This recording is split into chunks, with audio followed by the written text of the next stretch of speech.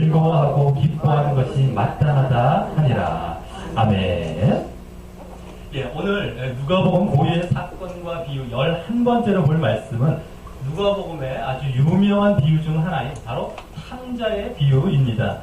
그런데 우리가 흔히 그렇게 탕자의 비유라고 부르는 것은 이 비유에 나오는 작은 아들, 둘째 아들을 그렇게 탕자로 보고 그를 중심으로 그렇게 부르는 것인데, 어떤 사람들은 그보다 큰 아들에게도 초점이 있다고 생각해서 이 고집스러운 형의 비유라고 부르던가, 아니면 또 두 아들의 비유라고 일컫는 경우도 있고요. 또 다른 사람들은 그보다 하나님을 예표하는 이 아버지, 그들의 아버지에게 이 초점을 두고 보아야 한다고 생각해서 잃은 아들을 찾는 아버지의 비유라고 일컫는 경우도 있습니다. 특히 아버지에게 이렇게 초점을 두어야 한다고 주장하는 경우가 이 탕자의 비유라는 제목에 좀 불만을 갖고 있는 사람들이 주로 주장하는 경우입니다. 하지만 이 비유는 그 누구에게만 초점과 강조점이 있는 비유가 아니고요. 사실 그 아버지나 작은 아들 또 큰 아들 모두를 향해 나름대로 각각 중요한 사실을 보여주고 있는 비유인 것입니다. 그래서 그렇게 어느 한 대상에만 초점을 두고 보는 것은 바람직하지 않습니다. 만약 자꾸 그렇게 한 대상에만 초점을 두려 한다면 그것은 오히려 자신들이 어떤 이 선입견적인 그런 교리가 있어서 그와 상충되는 이러한 내용은 간과하려고 하는 경우밖에 안 되는 것입니다. 자, 그리고 그러한 이제 사실, 모든 것을 다 봐야 한다는 사실은 이 앞에 이제 오늘 본문 앞에 문맥의 흐름을 고려해 볼 때 더 분명히 드러나게 됩니다. 지난주 예수님께서 예루살렘을 향해 가시다가 이 14장 후반부에서 허다한 무리에게 망대 건축과 전쟁이라는 그 비유를 말씀하신 이후에 이제 15장에 들어오면 그 1절과 같이, 15장 1절과 같이 모든 세리와 죄인들이 말씀을 들으러 예수님께 가까이 나오게 됩니다. 이 세리와 죄인들이란 말은 누가복음 이제 앞부분에서도 몇 차례 함께 붙어서 나왔던 말인데요. 당시 이 세리는 이스라엘을 식민 지배하고 있었던 이 로마를 위한 세금 징수를 하는 자로서 유대인들로부터는 이 매국노 취급을 당하고, 그래서 죄인의 당하고 있는 그 죄인의 대표격이어서요. 흔히 다른 죄인 취급을 당하는 자들과 함께 그렇게 세리와 죄인들이라고 불렸죠. 그런데 그때 그렇게 이제 그들이 나왔을 때 15장 2절과 같이 바리새인과 서기관들로 대표되는 이 종교 지도자들이 예수님을 원망하게 됩니다. 이 바리새인과 이제 서기관, 주로 바리새인들이 중심이 됐지만 이 종교 지도자들이죠. 그들이 예수님을 원망합니다. 이 사람이 죄인을 영접하고, 이 사람은 예수님이 죄인을 영접하고 음식을 같이 먹는다라고 말입니다. 전에 예수님께서 세리와 함께 이제 음식을 먹었던 사실을 포함해서 이와 같이 불평했을 것입니다. 이는 예수님을 향해 당신은 왜 우리와 같이 그 세리와 죄인들을 배척하지 않느냐라는 불만을 마침 말한 것입니다. 그리고 이러한 배경 가운데 이제 예수님의 비유가 시작되는 것입니다. 오늘 본문에 나오는 비유 이전에 그 비유와 비슷한 두 비유를 먼저 말씀하시게 되는데, 바로 잃은 양 한 마리의 비유와 잃은 한 드라크마의 비유입니다. 여기서 예수님께서는 그 잃은 양 한 마리와 잃은 한 드라크마라는 것은 이제 로마의 화폐 단위죠, 돈이죠. 그 한 드라크마와 잃은 양 한 마리를 바로 세리와 죄인들로 비유하여 말씀하셨던 것이었고요. 그것을 애쓰고 부지런히 마침내 찾았을 때 이 벗과 이웃을 불러 모으고 잔치를 할 것이다 라는 비유인 것입니다. 그리고 그때 그 각각의 그것을 찾는 주인이 바로 하나님을 비유한 것이었고요. 또 잃어버리지 않았던 99마리의 양이나 또 9 드라크마는 바로 종교 지도자들과 유대인들을 비유하셨다는 것입니다. 그러면서 각각 그 결론으로 15장 7절과 10절에서 나오는 바와 같이 이와 같이 죄인 하나가 회개하면 하늘에서 기쁨이 된다. 하늘에서 큰 기쁨이 된다라고 말씀하셨던 것입니다. 자, 이러한 세리와 죄인들 또 그 다음에 종교 지도자들의 예수님을 사이에 둔 이 대비된 그러한 배경과 그로 인한 오늘 본문 앞에 이 두 비유를 보게 되면 지금 예수님께서 어느 한 대상에게만 초점을 두고 비유를 말씀하시고자 하시는 것은 아닙니다. 물론 그 종교 지도자들의 예수님께서 세리와 죄인들을 영접하시는 그 불만에 대답하시듯 예수님께서 이제 하나님의 그 죄인들을 찾으시는 사랑, 예수님도 마찬가지죠. 그 죄인들을 찾으시는 사랑과 기쁨을 그 비유 가운데 보여주고 계시지만 결국 그 죄인들을 찾게 되시는 것을 바로 죄인의 회개, 죄인들의 그 회개라고 하시는 것을 보면 죄인과 그 회개도 비중이 아주 큰 것이고요. 또 그에 대비되는 나머지 그 99마리의 양과 9 드라크마로 비유된 이 종교 지도자들과 유대인들 또한 지금 이 비유를 말씀하시게 만든 장본인들이기에 또 다른 큰 비중을 갖고 있는 것입니다.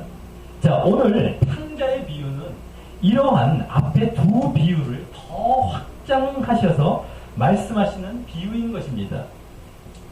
70양 한 마리랑 70 드라크마의 비유 말이죠.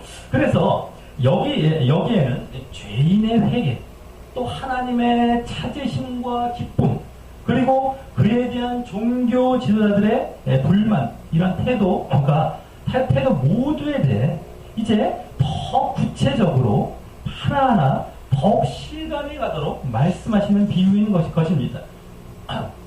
그리고 그러므로 그 종교 지도자들을 가르치려 하시는 비유인 것이죠.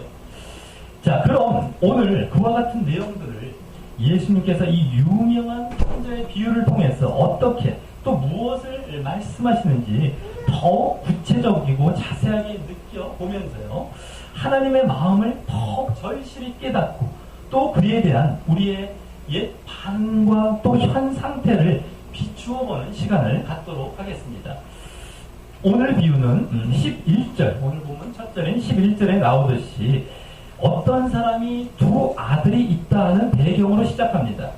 여기서 어떤 사람은 아버지로서요, 앞서 말씀드렸듯이 하나님을 비유하시는 것이고요.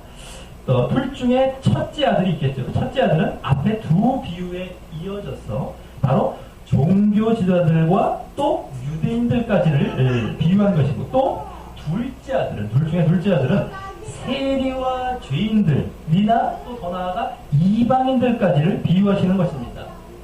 그리고 이제 그 다음 12절에서 19절까지는 그중 먼저 둘째 아들의 모습을 말씀하시고요. 또 이어서 20에서 24절까지는 아버지의 모습을, 또 이어서 25절에서 32절까지는 첫째 아들, 맏아들의 모습을 말씀하시는 것으로 각각 그 분량적으로 봐도 거의 동일한 비중으로 말씀하시게 됩니다. 자, 그럼 이 중 먼저 12절에서 19절까지의 이 둘째 아들의 모습을 보면은 이 비유의 발단이 보여집니다. 12절에서는 그 둘째 아들이 아버지에게 재산 중에 자신에게 돌아올 분깃, 그 몫을 자신에게 달라고 하는 것으로 시작합니다. 이 율법에 의하면 큰 아들에게는 이제 유산의 3분의 2가, 또 작은 아들에게는 3분의 1이 돌아가게 되어 있는데, 지금 아버지가 돌아가시기도 전에 이와 같이 자신의 유산을 요구하는 것은 어떤 것입니까? 바로 아버지가 빨리 죽기를 바라는 것이나 마찬가지인 바로 불효자식이나 하는 요구인 것입니다. 그런데 여기 보면 아버지는 별 말 없이 순순히 그 살림을 각각 나눠주었다고 합니다. 두 아들에게. 기분은 썩 좋지 않았겠지만 그만큼 아들들을 사랑하고 있었음을 엿볼 수 있는 것입니다. 그리고 아버지가 아직 생존에 있었기 때문에 그 재산은 아직 자신의 임의대로는 사용할 수 없었던 것입니다. 이 아들들이.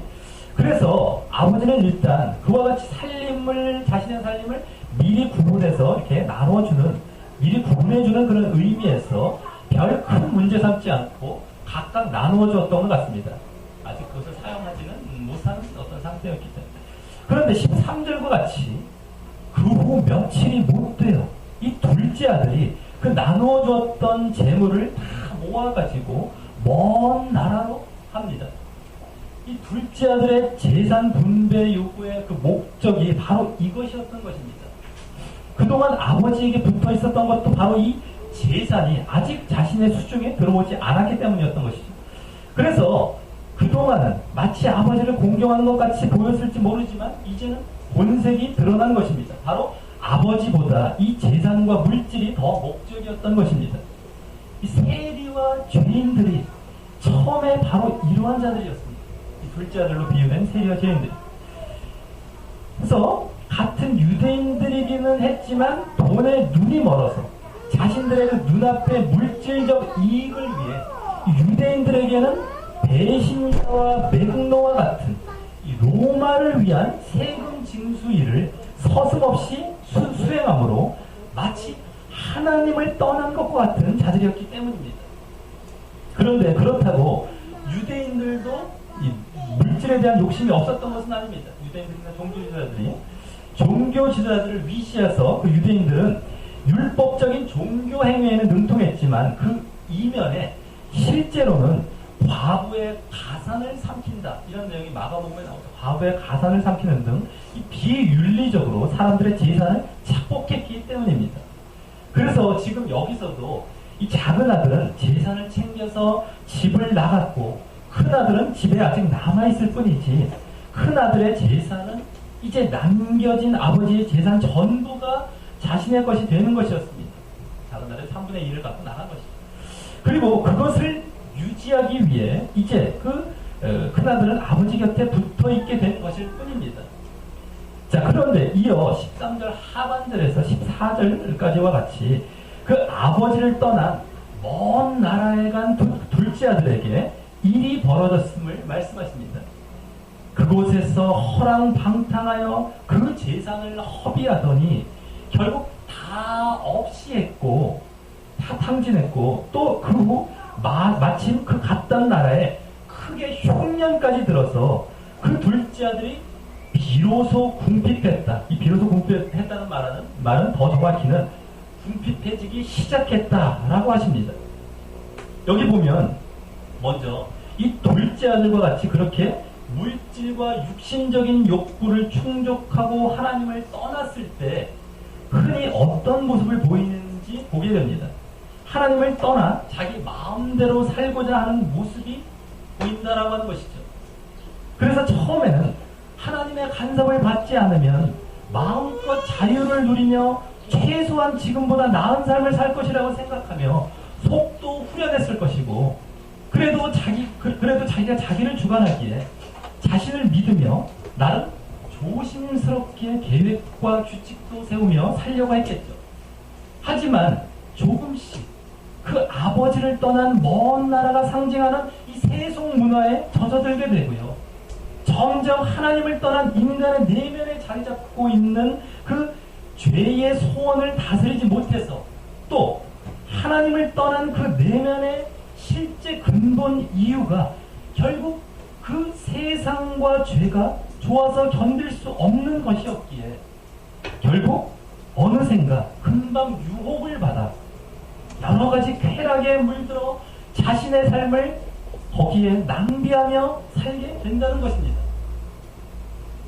여기서의 재산뿐만 아니라 그것이 또 상징하는 하나님께서 자신에게 주신 여러 가지 자신의 재능, 건강, 시간, 지혜 등을 자신의 정욕을 위해 그렇게 낭비하면서 말입니다. 그런데 다음 그러할 때 이제 고난과 고통이 또 찾아오게 됩니다. 여기서는 궁핍해진 것이 바로 그것인데 그것이 결국 여기 허랑방탕한 삶과 같이 자신이 저질러 놓아서 시작이 되었고요. 게다가 보통 이제 여기 흉년과 같이 주변 환경에 의해서 더 극심해지고 피할 수 없도록 이제 진행이 되는 것입니다. 여기 흉년이 하나님께서 내리신 재앙인 것이듯이요. 흉년이나 기근이라고 한다. 하나님께서 내리신 재앙인 것이죠. 그러한 것이듯이 그것은 이 그러한 고난과 고통은 하나님께서 그를 향한 간섭이시자 그에게는 다시 돌아올 기회로 주시는 고난인 것입니다. 이는 하나님께서 한 개인뿐만 아니라 한 나라 또 인류 전체를 향하여 역사하시는 섭리시죠. 하나님을 떠난 삶이 얼마 동안 즐거움을 주는 듯 하지만 곧 불행으로 드러나므로 말입니다. 자, 그래서 그 궁핍과 고난의 삶이 15절과 16절에서 이제 더 큰 속박과 비참한 삶으로 전개됨이 보여집니다. 먼저 15절에 보면 그 먼 나라 백성 중 한 명에게 붙여져 됩니다. 즉 거부살이 하면서 거기서 종과 노예로 이제 먹고 살게 되는 것이죠. 이 자유는커녕, 그걸 보면 자유를 위해서 나갔지만 자유는커녕 세상의 종과 노예가 되고 만 것입니다. 게다가 그 주인이 이 들로 보내어서 돼지를 치게 하였다고 하시는데, 이 돼지는 어떤 동물입니까? 유대인들에게 부정한 짐승 중 하나였어요. 먹지도 않을 뿐더러 그렇게 돼지 치는 것도 꺼려 있었었는데 바로 그것을 하게 된 것입니다. 마치 이제는 살기 위해서 이 부정한 죄를 어쩔 수 없이 신봉하고 따를 수밖에 없는 상태가 되어버린 그런 죄의 속박에 갇힌 것과 같은 상태입니다. 그런데 그와 같이 그렇게라도 이 세상의 노예와 죄의 속박이 되어 살아가고자 했지만, 어떻게 해서 이제 먹고 살아보고자 했지만, 그곳에서는 역시 자신의 그러한 생명을 유지시켜 주기는커녕 그것에 관심도 없고 자신을 더욱 옥죄는 그러한 비참함만이 주어질 뿐이었습니다. 이 16절과 같이 돼지가 먹는, 즉 더 정확히는 돼지가 먹고 있었던 그 쥐염 열매, 이 쥐염 나무 열매는 콩나무의 일종이어서요. 이 콩 꼬투리 안에 콩이 이렇게 여러 개 들어있는 그러한 열매인데요. 그것으로 이제 배를 채우고자 하여도 그것마저도 주는 자가 없었기 때문입니다.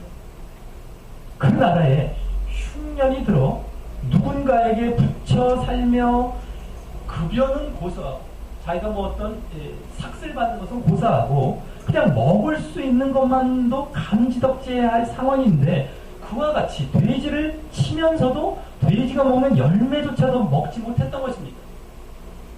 이득이 될 게 없다고 돼지만도 못한 취급을 받고 있는 것입니다. 돼지를 치게 했으면서. 자, 이것이 결국 세상과 그 세상의 주인인 마귀와 또 죄의 종의 상태에서 결국 언젠가 겪게 될 궁극적인 따돌림과 배신감인 것입니다. 자, 이러한 궁핍함과 이 배신감이라는 고난과 비참함 속에 이제 이 둘째 아들은 마침 이 상황을 아버지, 즉 하나님께 돌아갈 기회로 붙들게 됩니다. 17절에서 19절과 같이 말입니다. 한마디로 회개를 하게 되었던 것입니다. 하지만 꼭 이러한 고난 가운데 이와 같은 회개로 나아가게 된다는 것은 아닙니다. 앞에 고난의 상황까지는 하나님께서 누구에게나 주시는 기회이지만, 그것을 떠나온 자신의 자존심으로 인해서 또 계속해서 아버지에게 돌아가면 자유가 없다는 계속 그런 잘못된 생각으로, 또 지금 죽어가고 있는데도 세상과 쾌락에 미련이 남아서 계속 고집부리며 끝까지 자기를 내려놓고 회개하지 않는 경우가 지금도 얼마나 많은지 모릅니다. 그래서 예수님께서 세리와 죄인들을 영접하셨던 이유가 이제 여기서 보여지는 것입니다. 바로 그들은 진정 회개를 했기 때문이었습니다. 자, 그럼 둘째 아들은 17절, 이 세리와 죄인들을 비유하고 있는 둘째 아들은 17절에서 19절까지 해서 어떤 모습으로 회개합니까? 먼저 스스로 돌이킵니다. 이는 원래 원어로는요, 자신에게로 돌아왔다, 제 정신으로 돌아왔다 하는 말입니다. 이는 회개를 나타내는 이 히브리적 표현입니다. 그래서 이 말은 하나님을 떠나면 인간 본연의 모습과 제 정신을 잃고 정신 못 차리는 그 비정상의 삶이 되는 것을 보여주는 것이고요. 이 탕자는 거기서 이제 다시 제 정신을 찾아 바르게 판단하고 바르게 보는 자리로 돌아오게 되었다는 것입니다. 그리고 그것은 타인에 의하여 억지로 하는 것이 아니고 자기 스스로 돌이켰다는 것입니다. 그러면서 이제 그 바르게 보는 모습이 17절에 계속해서 나옵니다. 내 아버지에게는 양식이 풍족한 품꾼이 얼마나 많은고 나는 여기서 줄여 죽는구나, 굶주려 죽는구나 라고 말입니다. 이제 자신의 편이 되어 자신을 살릴 유일한 분은 아버지뿐이라는 것과 또 자신이 죽어가고 있는 것을 분명히 본 것입니다. 그동안 제정신이 아니게 아버지에게 유산을 요구했고 또 이 먼 나라로 왔고요.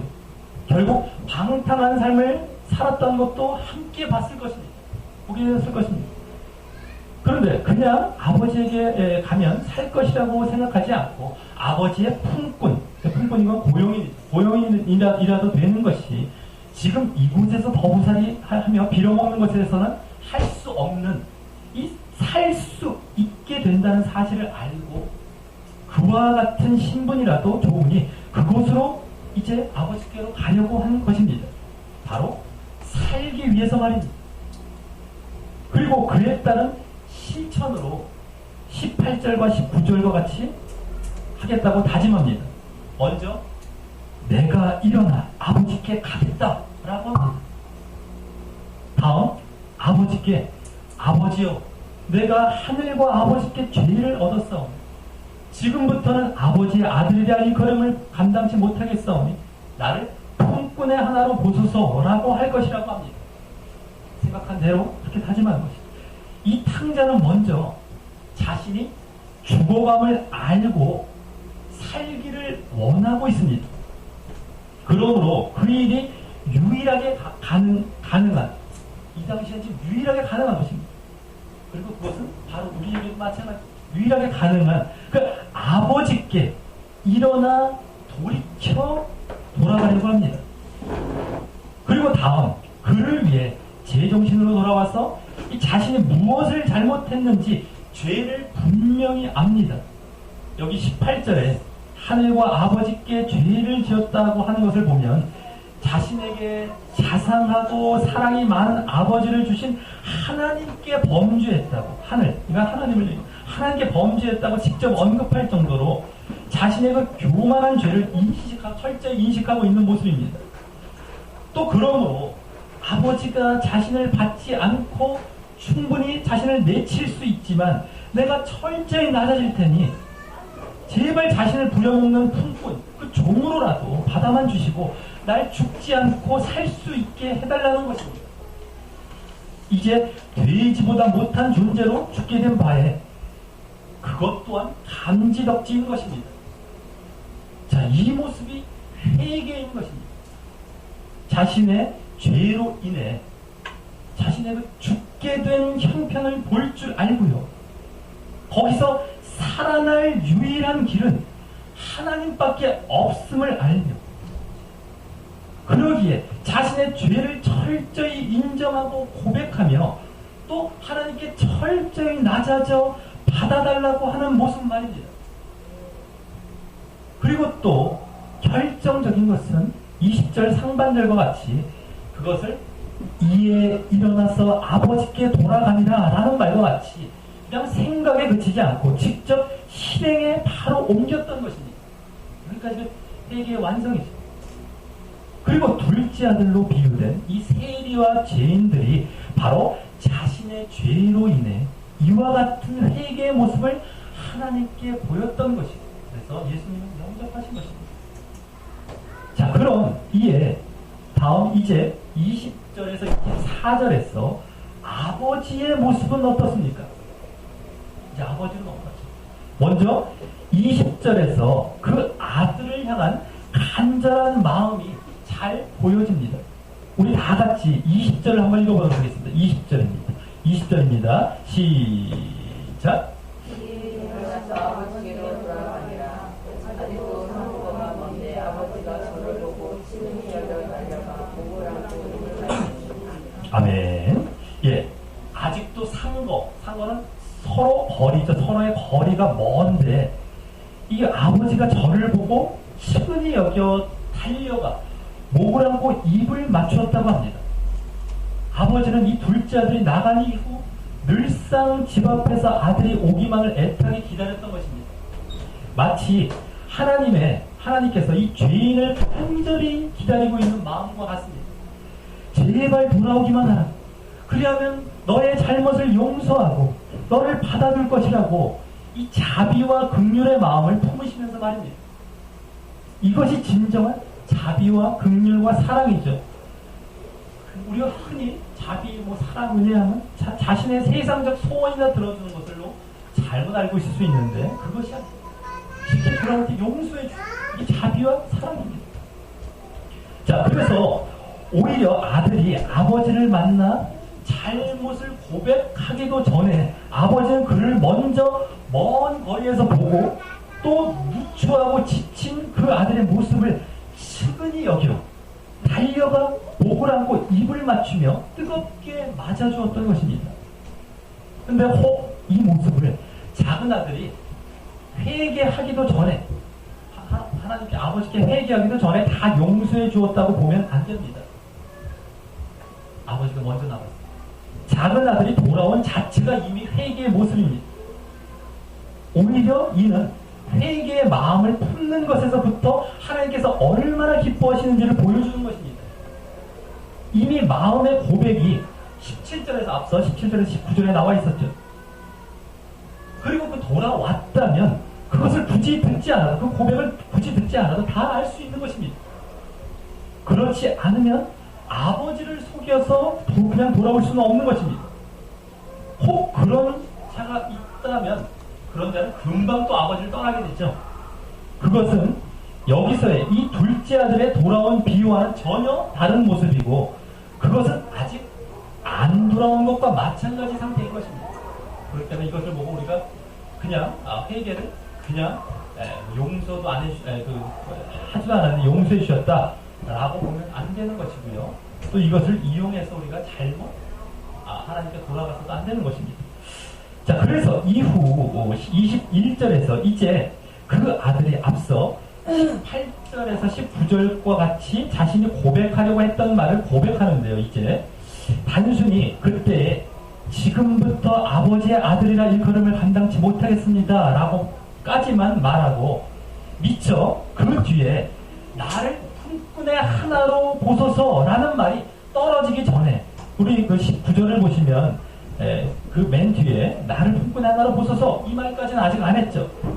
그 말이 떨어지기 전에 아버지는 22절과 같이 종들에게 명령해서 제일 좋은 옷을 입히고 손에 가락지를 끼우고 발에 신을 신기라 라고 하여 오히려 아들로서의 권리와 자격을 회복시키는 당시에 이 상징적인 그 행동을 하게 하고요. 또 이어 23절, 24절과 같이 당시 잔치에나 사용되는 이 살진 송아지를 끌어다가 잡으라 라고 명령하며 우리가 먹고 즐기자 라고 합니다.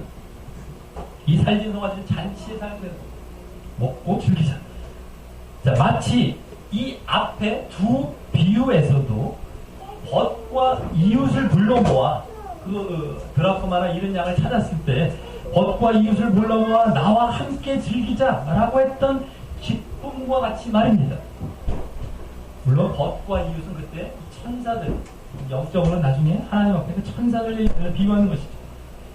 자, 그러면서 그 비유를 그 이유를요, 그렇게 먹고 마시자 기뻐했던 이유를 24절에 말합니다. 이 내 아들은 죽었다가 다시 살아났고 내가 잃었다가 다시 얻었노라 라고 말입니다.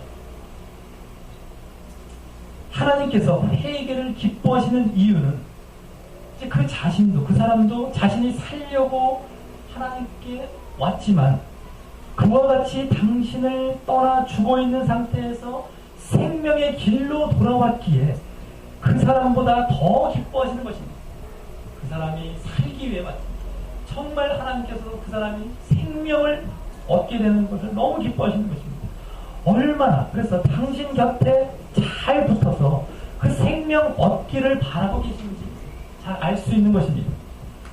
하지만 그러지 않을 때는 여기 말하고 있듯이 죽은 바 되고 하나님 나라로부터 잃어버린 바, 여기 죽은 바 되었다가 잃어버린 바 되었다가 죽은 바 되고 하나님 나라로부터 잃어버린 바 되는 것입니다. 바로 멸망과 지옥에 있게 되는 것인데 지옥으로 가게 되는 것입니다. 하나님께서는 그것을 피하기를 간절히 원하시는 것입니다. 자, 그리고 24절 끝부분에 나오듯이 그와 같이 저희가 다 즐거워하기 시작했을 때였습니다. 여기 자세히는 안 나왔지만 시작했다는 말입니다. 이 시작했을 때였습니다. 이제 25절에서 32절까지 종교 지도자들과 유대인들을 비유하신 이 큰 아들 맏아들의 모습이 이제 그려지게 됩니다. 이제 세 번째로 이제 맏아들로 큰 아들로 넘어갑니다. 큰 아들은 그때 밭에서 일을 하고 있었습니다. 이는 꼭 아버지를 위해 일한 것이라기보다 지금 남은 아버지의 재산이 자신의 것이기에 자신을 위해 일한 것입니다. 마치 종교 지도자들이 자신들의 교리와 유전을 함께 따를 자들을 얻기 위해 당시 하나님의 이름을 빌어 그렇게 아주 노력했던 것처럼 말입니다. 그런데 그 밭에서 돌아와 이제 집에 가까이 왔더니 영문을 알 수 없는 잔치가 벌어져서 집 밖으로 풍악 소리와 이 춤추는 소리가 들려온 것입니다. 이에 이 그는 집으로 들어가지 않고 큰아들은 한 종을 밖으로 불러내어 이 자초지종을 묻습니다. 이윽고 종을 통해서 잔치가 벌어지게 된 사연을 알게 된 큰아들은 빈손으로 돌아온 동생도 그렇지만 그보다 동생이 건강한 몸으로 무사히 돌아왔다고 그를 위하여 이 살진 송아지를 잡아서 잔치를 벌이는 아버지에 대해 더욱 크게 실망하고 분노를 품게 됩니다. 28절에서 30절에 그것이 잘 보여집니다. 먼저 28절을 보면 노하여 들어가려 하지 않기에 아버지가 나와서 큰아들에게 번합니다. 아버지의 그 큰아들에 대한 사랑도 여기서 잘 보여집니다. 그런데 29절에서 30절에서 큰아들은 대답하며 불평하죠. 먼저 내가 여러 해 아버지를 섬겨 명을 어김이 없습니다 라고 합니다. 둘째 아들과는 완전히 판이한 모습이죠. 얼마나 정말 다른 삶을 살았던 것 같습니다. 이는 당시 종교 지도자들이 오랫동안 하나님의 율법을 잘 지키며 그 아래 예속되어 잘 섬겼다는 것입니다. 자기들이 그렇게 얘기하는. 자, 그리고 그것은 자신들이 세리와 죄인들과 다르게 의롭고 우월하다고 생각하며 구분하는 이유였습니다. 그러면서 그런 나에게는 염소 새끼라도 주어서 나와 내 벗으로 즐기게 하신 일이 없더니 어떻게 아버지께 주신 살림을 그 살림과 이 재산을 조금 건너짚어서 이 창기와 함께 먹어버린 이 아들이 돌아왔다고 그렇게 덥서 그것도 염소 새끼보다 훨씬 값진 살진 송아지를 잡아서 잔치를 베풀 수 있느냐는 것입니다. 이 말은 어떻게 보면 타당하고 일리가 있어 보입니다. 그러니까 하나님의 율법을 잘 지킨 우리와 같거나 아니 우리보다 더 저들을 대우하는 것이 불공평하다는 것입니다. 그리고 이것이 당시 종교 지도자들이 세리와 죄인들을 영접하여 함께 식사를 하며 말씀을 듣는 것과 그것을 허락하신 예수님에 대해 분노하고 불평하는 이유였습니다. 하지만 31절에서 32절을 보면 그 아버지는 큰 아들의 그 오해와 잘못된 생각을 바로 잡아주시려고 합니다. 너는 항상 나와 함께 있으니 내 것이 다 내 것이지만 그래서 살진 송아지나 염소 새끼 한 마리는 비교할 것도 아니지만 이 내 동생은 죽었다가 살았고 내가 잃었다가 얻었기 때문에 그런 것을 따질 필요 없이 우리가 함께 즐거워하고 기뻐하는 것이 마땅하다라고 이 변명이 아닌 다소 책망조로 담긴 그런 말로 말씀하신 것입니다. 이 말은 지금 종교 지도자들이 세리와 죄인들을 맞이하신 예수님을 향해 불평하는 것에 대해 이제 대답을 하신 것과 같은 것입니다. 그래서 이 종교 지도자들은 진정 영혼 구원에 대한 하나님의 마음을 모르고 있었고, 또 그것을 이해하여 거기에 동참하려 하지도 않았고, 단지 하나님이 자신들만의 하나님이라는 기득권에서 나오는 시기 질투에 의한 불평이었던 것입니다.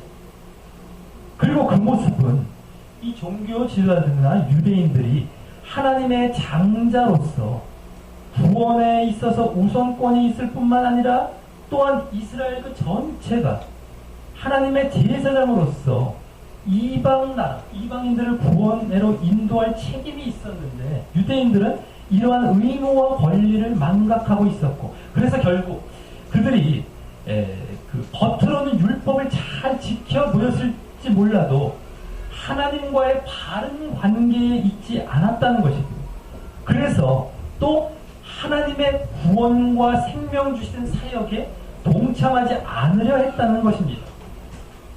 하지만 예수님께서는 이 비유를 통하여 세리와 죄인들을 영접하시는 이 당위성을 말씀하실 뿐만 아니라 오히려 종교 지도자들을 대상으로 그 하나님의 마음, 하나님의 생각에서 벗어난 잘못된 마음을 고쳐서 그들도 회개하고 함께 잔치에, 구원 잔치에 참여하자고 초대하며 기회를 주시고 계신 것입니다. 그렇지 않으면 그들이, 그 종교 지도자들이나 유대인들이 마치 심령에 있어 진정 영적인 탕자가 되어서 지금 큰아들이 잔치에 참여 안 하고 고집 부리고 있는 것과 같이 스스로 구원 잔치에서 소외되고 탈락될 것임을 예시하시면서 말입니다. 자, 말씀을 맺습니다. 오늘 말씀은 예수님께 나온 세리와 죄인들을 대척하고 예수님을 또 원망하는 이 종교 지도자들이라는 배경을 두고 말씀하신 비유였습니다. 그래서 예수님은 먼저 왜 세리와 죄인들을 영접하시는지 이유를 보여주셨는데, 그것은 그들의 철저한 회개, 이 세리와 죄인들의 철저한 회개와 또 그 회개를 너무 기뻐하시는 하나님의 마음 때문이었습니다. 한때 자녀된 자리에 있었다가 하나님을 떠나 잃어버린 바 되고 죽음을 향해 나아가는 것에 얼마나 마음 아파하시지만 하나님은 노심초사 기다리고 계신 거예요. 그에 대해 분노하시는 것은 아니었습니다. 그래서 그가 여러 환난과 역경이라는 고난을 받고 깨달아 다시 하나님께 돌아오게 되면 하나님은 그 무엇보다 기뻐하시는 것입니다. 하지만 오히려 떠난 적이 없었던 그러한 자들은 그것을 기다리지도 않고, 그래서 그들이 다시 돌아오게 되면 오히려 자신의 권리에 손해를 끼칠 것을 우려하여 거절하게 배척하게 되고, 또 그 사람뿐만 아니라 급기야 그것을 받아들인 하나님에게까지 분노하게 되는 모습을 그리시는 것입니다. 그렇다고 그럼 일부러 떠나서 다시 돌아오는 그러한 탕자와 같은 모습을 보이므로 그러한 탕자와 같은 접대를, 오늘 비유에 나온 탕자와 같은 접대를 받아야겠다고 생각하면 내가 바로 지금 종교 지도자들의 자리에 있는 것입니다. 벌써 그 안에 그들과 같은 시기 질투가 보이고 있기 때문입니다. 여기서는 그것을 생각할 것이 아니라 내가 남아있는 자로서 과연 하나님의 마음과 같은 마음을 품고 있느냐를 돌아보아야 하는 것입니다. 그래서 하나님께서는 떠난 자들에게는 회개를, 남아있는 자들에게는 용납과 영접함을 간절히 원하는 마음을 갖고 계시며, 그 모두를 통하여 그들이 각각 생명 얻기를 기뻐하시는 것입니다. 하지만 떠난 자들이 분명 오게 될 고난과 어려움 속에서도 회개하여 돌아오지 않거나, 또 남아있는 자들이 이 용납과 영접을 하지 않는다면 그 모두는 각각 진정 탕자의 자리에 있게 되는 것입니다. 오늘 탕자의 비유에 탕자는 바로 그러한 자가 되는 거죠. 그러므로 오늘 비유에서는 결국 큰아들이 그 탕자에 더 가까웠던 것이죠.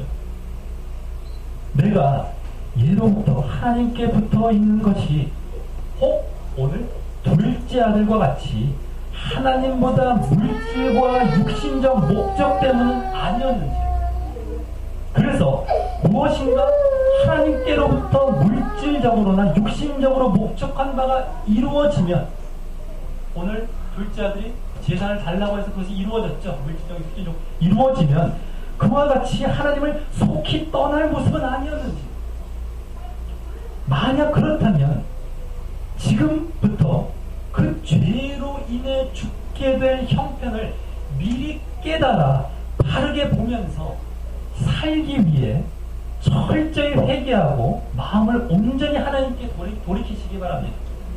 아직 떠나지 않았어도 이미 떠난 것과 마찬가지입니다. 내가 하나님보다 물질과 육신적인 목적이 우선이고 그렇게 떠나는 겁니다. 오늘 기도할 때.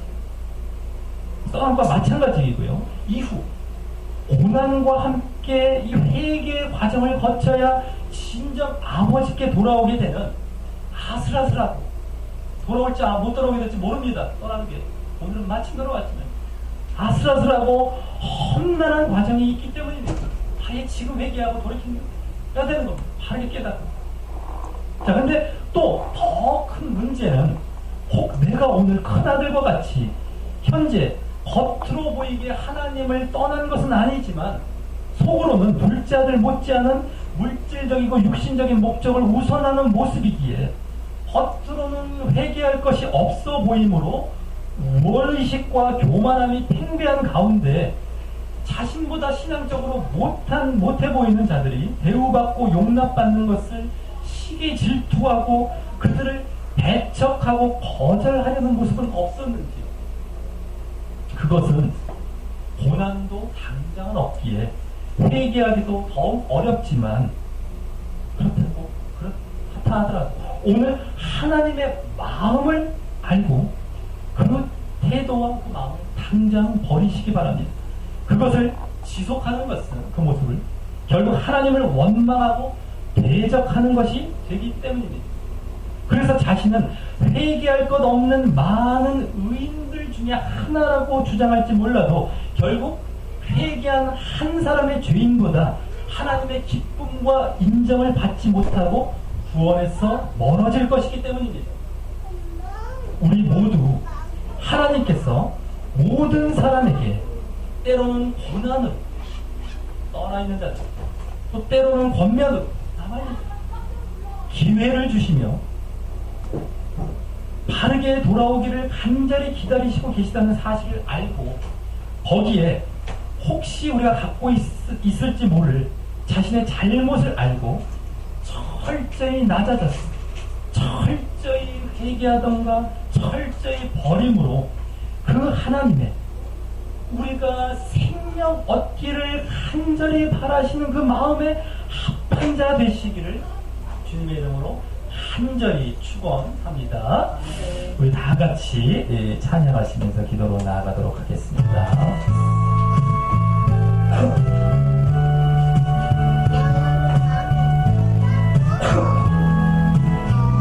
멀고 험한 이 세상 길, 소망 없는 나그네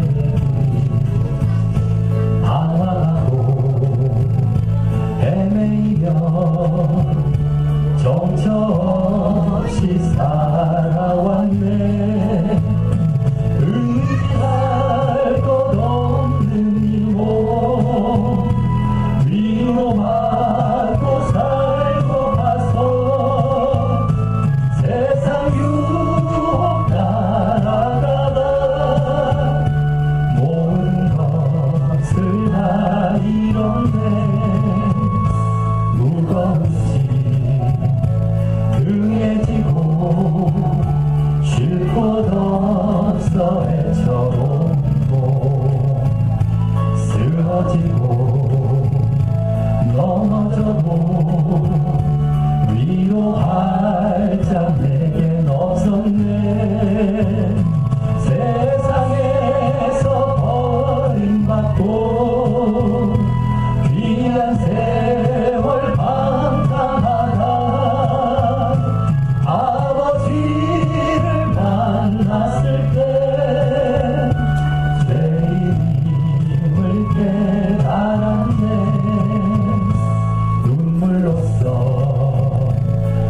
회개하고 아버지의 품에 안기어 죄악으로 더럽힌 몸 십자가에 못 박았네. 구원함을 얻은 기쁨 세상에서 제일이라. 영광의 길 허락하신 내 주 예수 찬양하네. 우리 다같이 눈을 감고 기도로 나아가실 때 정말 오늘 말씀 마치 정말 오늘 첫째 아들, 둘째 아들 모두 하나님의 마음을 모르고 정말 하나님의 생각과 하나님의 그 아들을 향한 그 사랑을 모르고 그와 같이 탕자와 같은 모습들을 보이고 있었던 것을 보게 되었는데, 다만 둘째 아들은 그 탕자의 자리에서 회개하고 이제 돌이키게 되었다면 큰 아들은 오히려 자기가 아직 탕자인지 모르고 둘째 아들을 배척하며 아버지의 마음을 합하지 않는 똑같은 둘째 아들과 겉모습만 달랐지 똑같은 자리에서 돌아오지 않은 그 상태의 진정한 탕자의 모습을 보이고 있었습니다. 그래서 잔치에 들어오는 것도 거절합니다. 고집부립니다. 하나님의 마음을 모릅니다. 아버지의 마음을 모릅니다.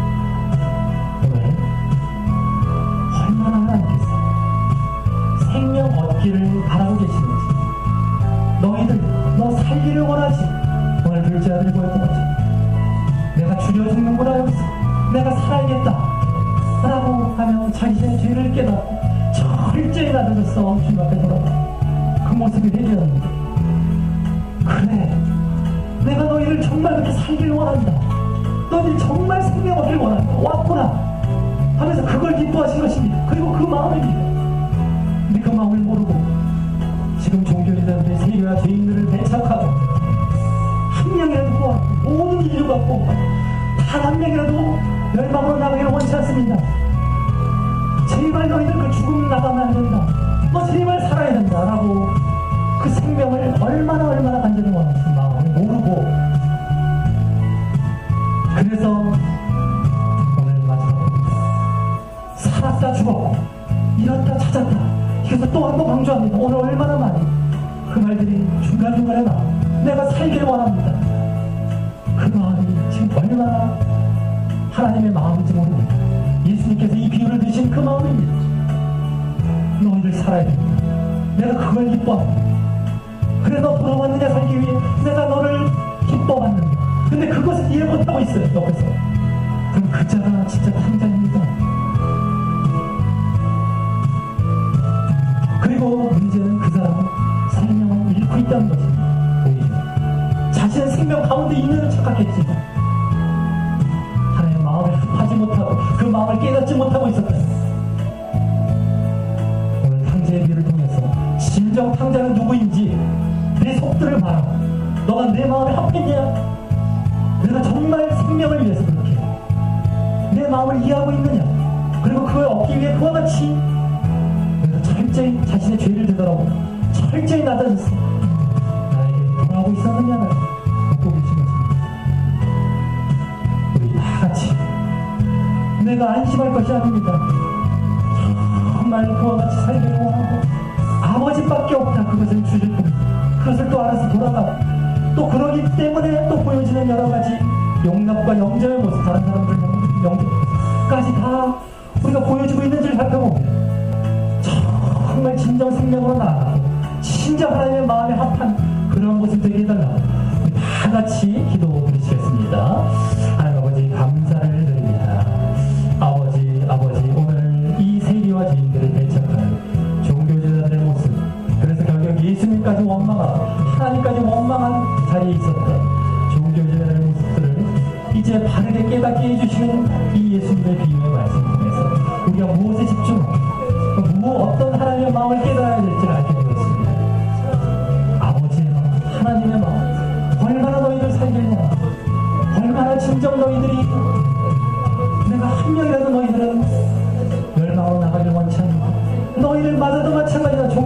된다. 너희들도 정말 생명 얻어야 된다. 너희들 그렇게 알고 그렇게 배척하는 내 마음을 모르고 있다는 것이다. 너희는 나를 잘 섬기고 있다고 얘기할지 모르고 겉으로 행위는 보일지 모르지만 전혀 모르고 있는 것이다. 너 좀 알아야 되지 않겠냐? 이게 살기 위해 왔는데 죽었다 살았는데 그걸 기뻐하지 않고 있니? 그 마음은 내 마음을 가운데 내 생명 가운데 있지 않은 것이다 라고 지금 말씀하시니 누구든 간에 그렇게 생명 얻기를 간절히 원하고 있는 마음을 우리에게 보여주시니 감사를 드립니다. 우리가 얼마나 겉으로 겉모습에 판단하고 겉에 어떤 업적과 공로에 자기가 우쭐하고 교만하고 시기질투하고 우월의식을 갖고 있었던 것은 아니었지. 오늘 진정한 탕자가 바로 그런 큰아들이었는데 내가 그 모습 가운데 있었던 건 아니었는지. 아버지 정말 그 또한 마음속으로는 하나님을 떠나 있는 자, 그 또한 탕자라는 걸 깨닫게 하여 주시옵소서. 그리고 그가 바로 정말 진정 오늘 작은 아들과 같이 자신의 그 잘못된 죄를 깨닫고 철저히 자신을 낮추며 회개하고 돌아왔어. 진정 이제 그 모든 자를 용납하고 용납할 수 있는 자, 진정 하나님의 생명 얻기를 원하시는 마음에 합해서 내가 생명 가운데 있는 그러한 모습이 되게 역사해 주시옵소서. 아버지 내가 탕자인 줄 모르고 내가 진정 내면으로 탕자고 내가 지금 허락 방탕하고 있는 그런 자라는 걸 모르고 있진 않는지 내 모습을 되돌아보게 하여 주시옵소서. 내 모습을 깨닫게 하여 주시옵소서. 아버지 주님의 마음을 철저히 깨닫고 너희들 이제 알겠느냐? 종교의 전사 이것이다 알겠느냐라고 지금 권면하고 너희들도 깨닫고 돌아와야 된다 라고 지금 말씀하고 계시면서 우리가 철저히 깨닫고 내가 정말 하나님의 마음을 이제 떠나는 자가 되지도 말아야 될 뿐더러 남아있더라도 진정 하나님의 마음에 합한 그러한 자가 진정되어 결국 하나님께서 그렇게 간절히 원하고 간절히 벽에 기다리고 계시고 정말 그 무엇보다 바라고 계시는 우리가 생명 얻는 그 자리에 나아가고 든든히 그 자리를 지켜나가는 우리의 모습들에게 역사하여 주시옵소서.